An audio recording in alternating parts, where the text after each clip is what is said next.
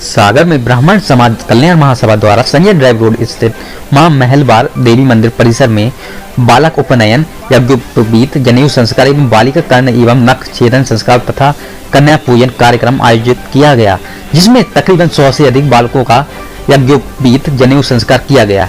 वहीं 85 बच्चों का कर्ण एवं नख छेदन संस्कार तथा कन्या पूजन एवं हर्षोल्लास के साथ संपन्न हुआ। कार्यक्रम वृंदावन से आए रसराज जी महाराज के सानिध्य में वैदिक रीति रिवाज के अनुरूप कर्मकांडी पंडितों के मंत्रों उच्चारण के सुरों के बीच विधि विधान से संपन्न कराया गया। इस आयोजन का मूल उद्देश्य वर्तमान दौर में अपने संस्कारों से विमुख हो चुकी पीढ़ी को सनातन धर्म, संस्कृति, संस्कार और की ओर ले जाने हैं, जिसके लिए यह आयोजन रखा गया, जिसमें बड़ी संख्या में स्वजातीय बंधु शामिल हुए। अपने ऊपर जल छिड़क लेवे, थोड़ा कंधे पे रखें और दाएं कंधे के नीचे लटका लेवें। बाएं कंधे पे रखें, दाएं तरफ लटकाएं। बाएं कंधे पे रखते हुए मम प्रतेते हृदयम दधामि, मम चित्तमनुचित्तम ते अस्तु, मम वाचमेकमनाजुखस्यो बृहस्पतिष्ठा नियुक्तम न मह्यम।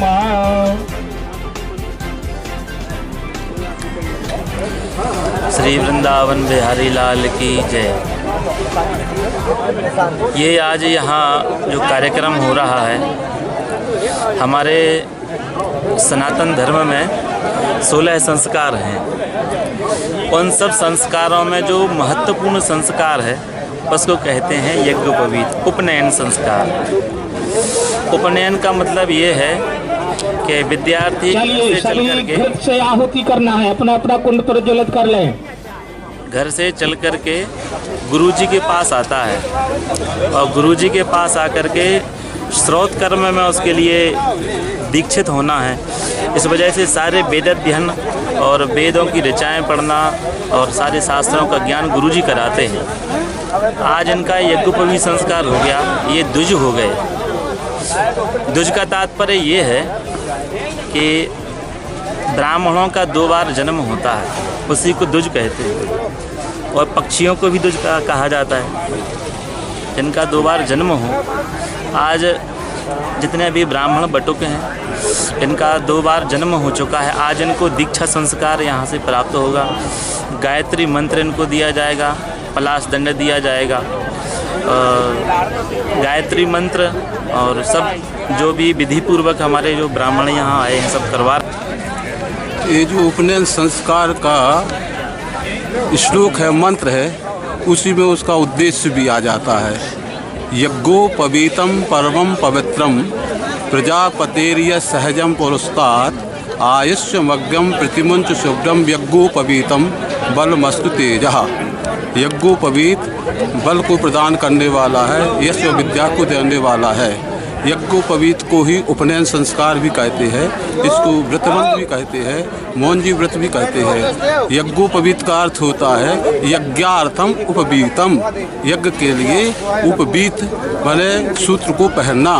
बिना यज्ञोपवीत के वैदिक अनुष्ठान में, वैदिक कार्यों में अधिकार प्राप्त नहीं होता है। अधिकार प्राप्त करने के लिए यज्ञोपवीत होना बहुत जरूरी है। अभी हमारे वृंदावन धाम से पधारे हुए परम श्रद्धेय राजीदास जी महाराज जी के परम शिष्य रसराज जी महाराज जी ने बताया कि उपनयन का अर्थ होता है गुरु के समीप जाना, परमात्मा के समीप जाना। उपवीत उपनयन का अर्थ है उप समीपे नयनम गयनम गमनम।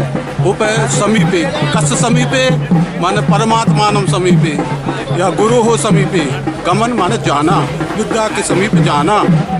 संस्कृति और अपना जो वैदिक सनातन धर्म है इसके प्रति जाना, इसमें लगाव होना, इसका माने प्रचार प्रसार करना। क्योंकि यज्ञोपवीत एक परम पवित्र है, यज्ञोपवीतम परमं पवित्रम, ये बहुत परम पवित्र माना गया है।